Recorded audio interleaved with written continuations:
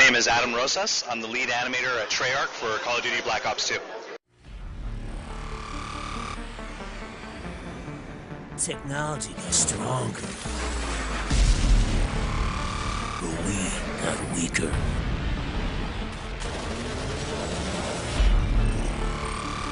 We built computers, robots, whole unmanned armies, and no one ever asked, what happens when the enemy steals the keys?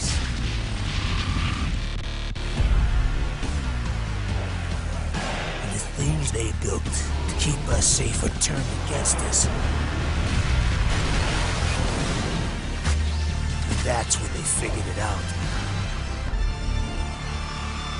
They'll always need men like us.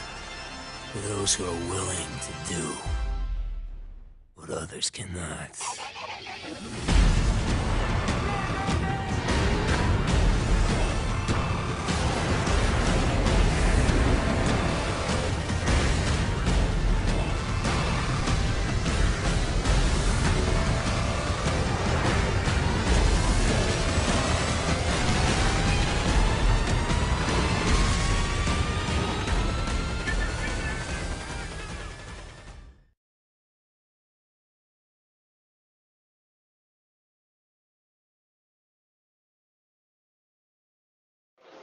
Well, what we focused on, especially on Black Ops 2, is to try and tell a good story, a mature story, so you can understand the journey of some of these characters.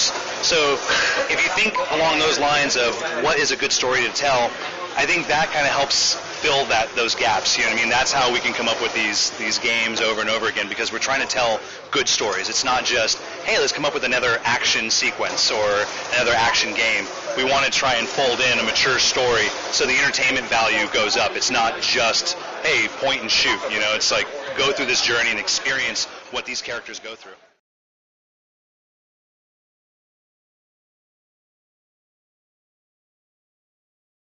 Well, I think the techniques we used to tell the story is more straightforward.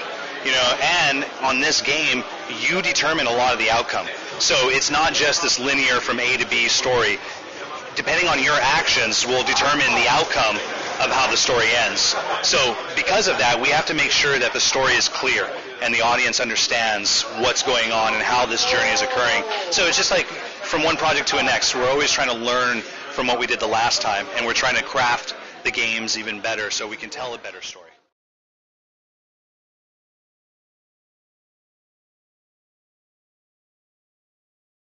Well, like I was saying before, now that you can choose your own path and the outcomes, we had to make sure that we crafted every scene at the highest standard that we could. So we didn't try to cut any corners. So if you change the scenario, we don't just delete a person out of the scene. If you change the outcome, we're going to give you a whole new unique scene. So even if there's a scene that perhaps 2% of the players will see, it doesn't matter to us. We had to make sure that it was the best that it could be, that it was the strongest it could be, and not cut any corners. So that means we had to craft maybe 3 times as much scenes than we did before, and keep control of that and keep on top of that and have it fold into the game seamlessly and be consistent. So from a storyteller side, from an animator side, that was our biggest challenge, is just keeping all the data at a good quality and make sure it flows and it tells the correct story.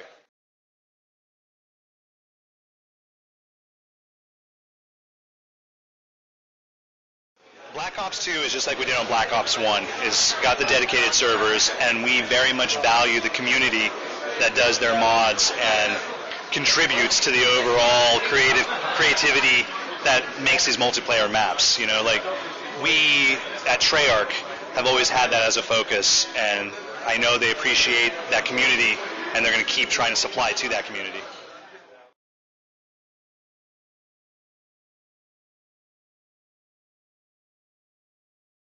Well, right now, we're very much focused on the launch of Black Ops 2, and I can honestly say in the studio our focus is still Black Ops 2, you know, because there's still things that will come out later, like they have announced the season pass that has the different DLCs, so we're still very much focused on this universe.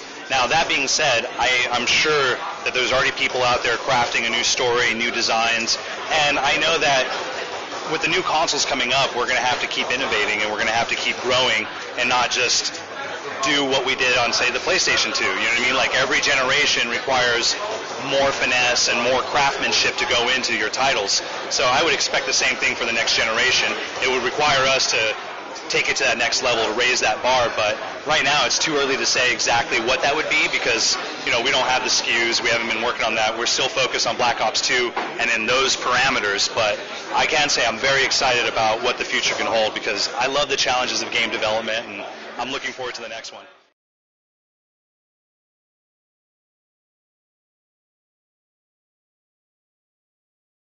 You know, I personally like when there's potential to take it to another level, you know, and even though if we haven't hit the ceiling on the current generation, it's only a matter of time before we do. So, you know, try to look ahead and try to figure out new ways to innovate. Having a next-gen console with more power and give us more capabilities, the sky's the limit.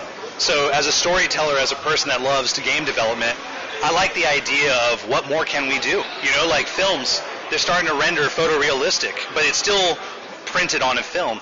We have to run our graphics real time, so we have to keep that balance there. So the stronger the machines get, you know, perhaps at the very least, so will the graphics. They will grow.